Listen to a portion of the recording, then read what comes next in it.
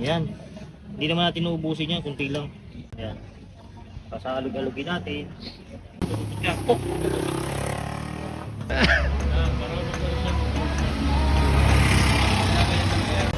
Nagpapakita mo ba yung mukha ko? Oo. So ayan mga kaparts, no?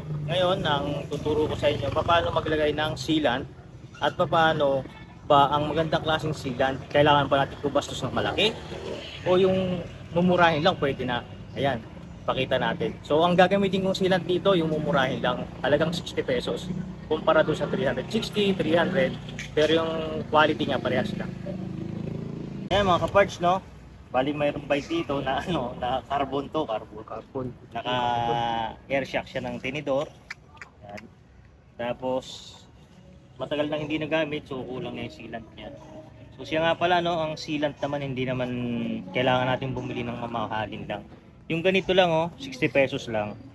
Epektibo na, no?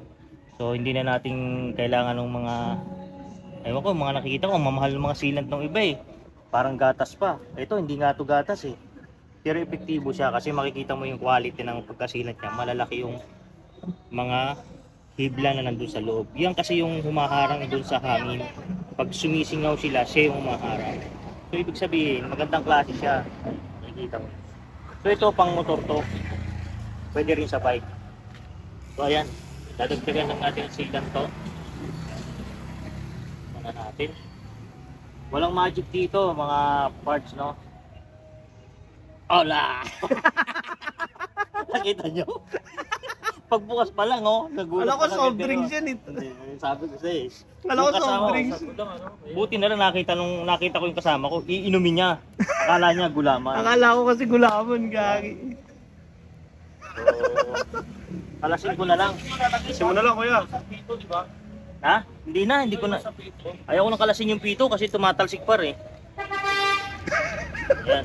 So, depende na lang yan sa paglalagay ng sealant, no? Ako hindi ko na pakita na lang natin. So, ang paglalagay ng sealant kasi, minsan, dito na lang. Pipihitin mo yan hanggang sa matanggal mo tong na to. Tapos isasaksak mo yan dyan. Tapos, itutulak mo na paloob. Okay, so natatamad ako kasi minsan tumatalsik eh. Katulad nangyari kanina, tumalsik. Kaya ayaw ko na itong gawin. Ayan. So dito na lang sa gilid. Kapag lalagay naman ng sealant, ano yan? Depende yan sa gagawa. Yan yung pinakamadaling paraan. Kaya. Hindi ito madaling parang. Kung saan mas madali. Oh. Ayan. Hindi naman ito madaling paraan, kaya lang ito yung ginagawa ko kasi ayaw ko na nung gamitin nung tumatalsik eh. Tinanggal mo yung pito. Oo, kaya lang papahirapan tayo ng pagbomba nito. Walang magic dyan. Yan.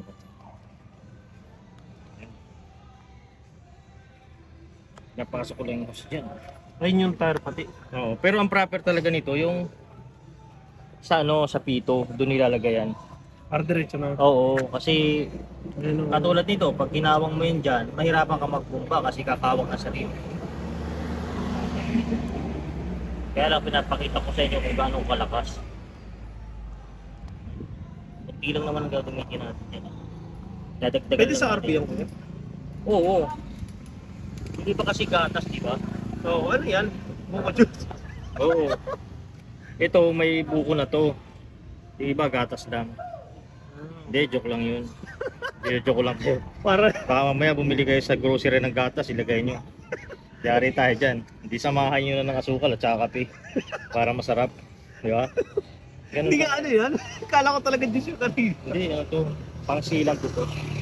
Ito kasi, pang sealant na yung hindi masyadong mamahalin, pero epektibo. Alam mo naman tayo, hindi tayo naniniwala sa mga sealant na nilalabas nito eh. Ayan tingnan mo, hirapang lumabas yung hose. Pero yan talaga yung isang klase ng pang Oo. Yan talaga lagayan niya? Yung lagayan mo ngayon? Oo, yan yun. Yan, natuyo na kasi dati Tuyo. Pag hindi nagagamit. Baka sumuko na yung cellphone ko. Hindi kaya ng memory. Kaya, Kaya natuyo na yung mga dati. Oh. Tatlo kaya bago yung video dito. Yan. Hindi naman natin naubusin yan, kunti lang. konti lang. Kung ano lang yung kasya, no? So, Ayoko yun, tumatagas lang, namahalo sa oh, yan. Pasalog-alugin natin. Ilog-alog na natin yan, no?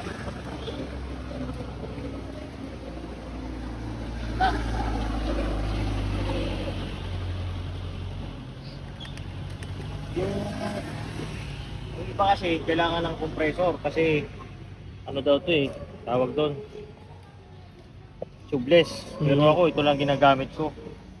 Tsagaan nga lang, talagang papawisan ka. Ang maganda nga lang noon, kapag tubeless ka na-exercise ka pa. Dahil mapagod talaga to.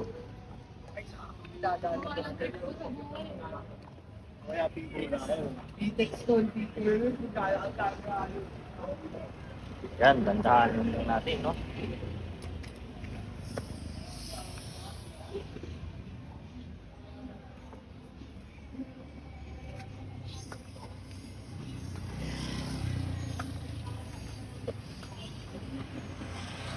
Automatic yung kuya, tumitigas yun, yung nilagay. Oh, kailangan, hindi.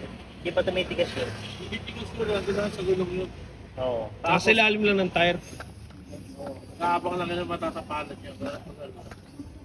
Ano yun, di ba? Ano yan? Goma. Tapos may tire. Sa labas ng tire, doon mo nilagay yung ano? Oo. Sealant. Ah, okay.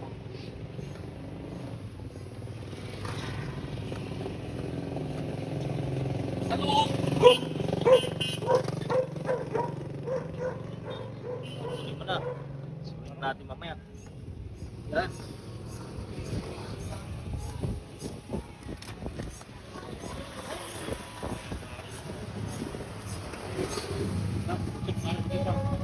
Wala. Yan o, sumisingaw doon sa ilalim. Okay lang yun, pag may lumabas sa ganun. Oo, tumatatas Oo. sa ano.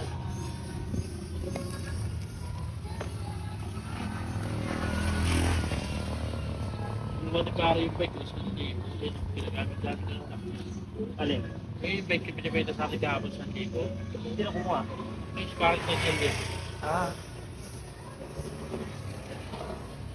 Napakayo, kaya na.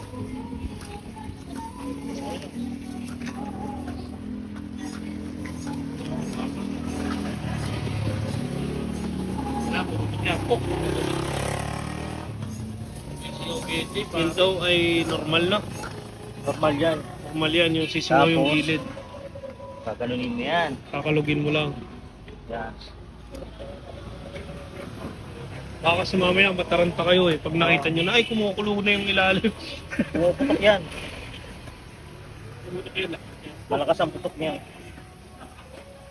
So ano, kuya, paano mo malalaman kung tubeless ready na yung ano, isang rim? Pag yung ano siya, yung pito niya mayroong rubber. Sa pinakandulo? Oo. Ah, okay. Saka yung pagka-rim niya, yung double wall niya, walang ano dito, yung butas na malalaki. Ah, okay. Oh, asan yung pumutok? Yung kawang noon, pumuputok yun. Pag Ah, pumutok yun, mawawala. Katulad no, may singaw pa yan, no? Kumukulong. Pero yung sealant niyan, kuya, malambot pa rin. Malambot yun. Malambot lang talaga siya. Ang purpose lang noon, pag sumisingaw yung hangin, Talagang- sasama siya palabas. Ah, okay. Tapos babara siya doon sa sinisingawan. Ah, siya yung hanap ng Oo. ano. Hindi tumitigas yun. Tapos alug-alugin nyo lang, gano'n, para umikot yung sedan. Para umikot yung sealant. Parang, Ah, okay. So, maganda talaga pag tubeless, no? Oh, puputok. Baka mamaya pag pumutok. Tapos maano yun, mataranta kayo. Natural lang yun. Pero sumasabog nito. Lakas. Yan. Okay na. Ganyan. Wala na.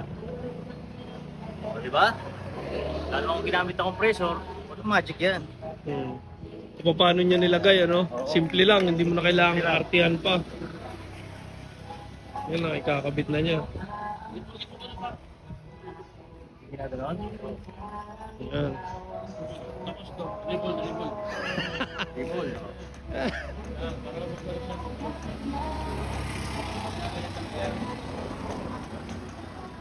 Kinakalog niya para kumalat yung sealant sa loob.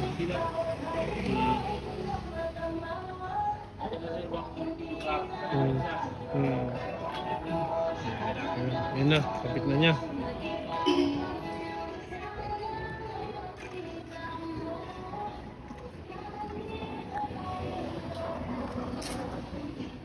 So inayos ni Kuya July yung bike niya. So guys, ito nga pala ay binibenta niya din. Oo. Yan, magkano to, kuya? 35, bigay ko na. 35k carbon, pulsos. Ang mahal dyan yung ano, Kondisyon, yung rim niya, yung rim. yung ito rim set niya, Oo. original Mavic, pero hindi Mavic. galing Taiwan to US. US Mavic. Tapos, nakakenda. So bali ang Tubeless. rim set na lang ang babayaran nyo dyan kasi kahit ngayon, Ito, oh. 8 gig ang laki ng rayos niya. Laki, oh. So yan. Pero sa tindahan, set na yan.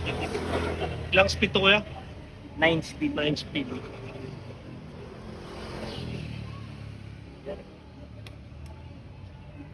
Tapos, so ayan no, yan mga kapars no. Unang-una, sana nakita niyo na kahit wala kang kompreso, pwede yung pump lang. Diskarte lang yon kung paano mo diskarte yan. Ang pagpapump lang, dahan-dahan. Pag nakita mo kumakarga na, ikutin mo ulit yung sealant para matakpan yung sumisingaw. Tapos syempre, ang sign para yung sealant okay na at wala na singaw, pumuputok siya ng malakas. Yung iba, 4 na putok pa yan. 3, 2. So yun sa akin, hindi na gaano marami kasi dati nang nakakabit. Nagdagdag lang tayo ng sealant. So yun, ang gusto kong iparating, hindi nyo kailangan ng compressor sa pag-tubeless. Simple lang, Yung, ano? yung mano-mano lang pwede na.